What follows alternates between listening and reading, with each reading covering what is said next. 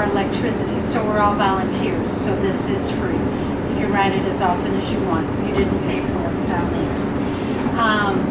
This is Ron. He is your operator. He's not your driver because there is no steering wheel, so we may be in a little bit of trouble there.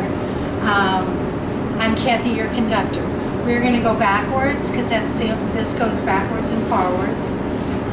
We're going to go down to the tunnel. We'll talk a little bit about that, and then we'll come back up here. If you prefer, I mean, I don't know if you've been in there yet. There's a lot more trains to look at, Pullman cars and stuff. We ask that you stay seated. There's no eating, drinking, or smoking. I'm going to go back here and be a backseat driver. This is the only place I can because we are going backwards and Ron doesn't have a full view of the back, so I'll go back here and tell him how to drive. Right.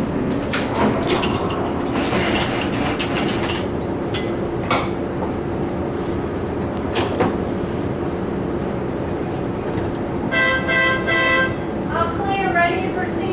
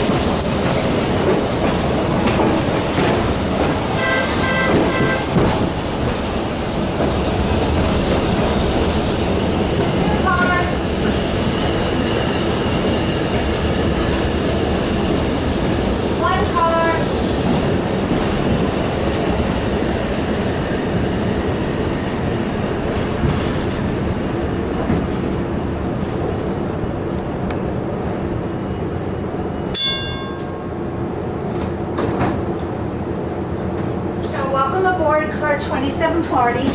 This is a streetcar. It was built here in St. Louis, as our other two streetcars. I don't know if you noticed the orange one, and behind it is a silver one. All of them were made by the St. Louis Car Company of Baden, Missouri. This one rode the lines of Philadelphia. In the 90s, when the Disabilities Act came into effect, they weren't adaptable for wheelchairs and things, so they started to scrap them or just get rid of them. One of our volunteers saw this, purchased it, and we brought it back here, and they refurbished it to look like it did in 1947. We got decals, 2740, and there's some on the outside that were from the Philadelphia Historical Society. Behind us is the oldest tunnel west of the Mississippi. It was built in 1851 to 1853. It was built with shovels, picks, axes, and gunpowder because dynamite was not invented yet. Partial collapse of the tunnel in the center. This was a one-way track, which meant only one car could go at a time.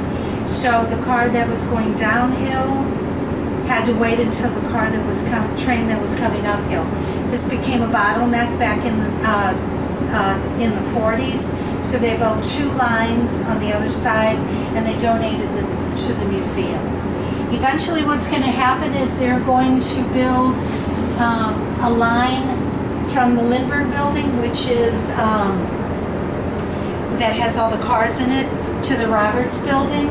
That's a 3-year project going on year 17, so it'll be a little bit longer.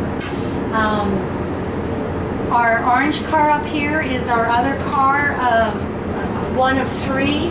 It has, it was built in it's 110 years old. Our other car ran the elevated lines in Chicago that was built in 1959. We are an all-volunteer group. This is Ron. He is your operator. I already told you that. And if you want to make a donation, if you've enjoyed the ride, you can put something in the toll box, or that's the QR code. I don't know anything about it. Take a picture. Money goes from your account to our account. Any questions? You can walk down to the tunnel. You can't go in it, but it's kind of cool because it's almost like a cave. You can feel the rush of the cool air. All right, we'll go back up.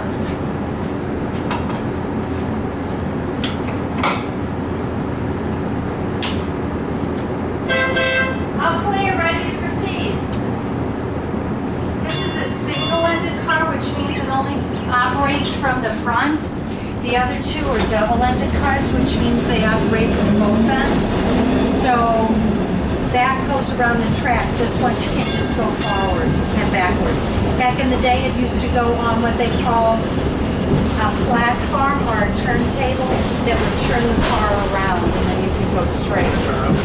There's our other 2 cars. That's the silver one for Chicago, and this one, it only went to took employees to the waterworks division at the Chain of Rocks, their treatment plant.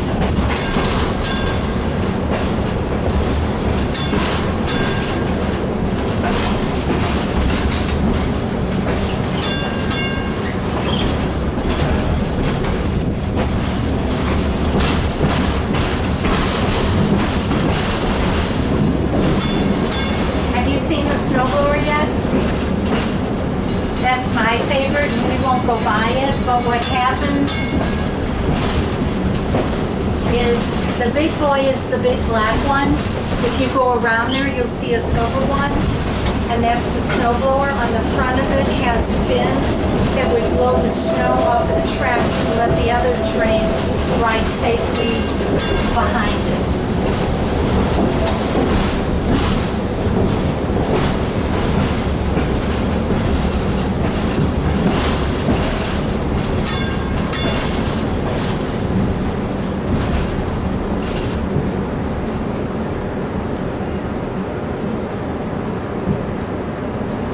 Riding with us.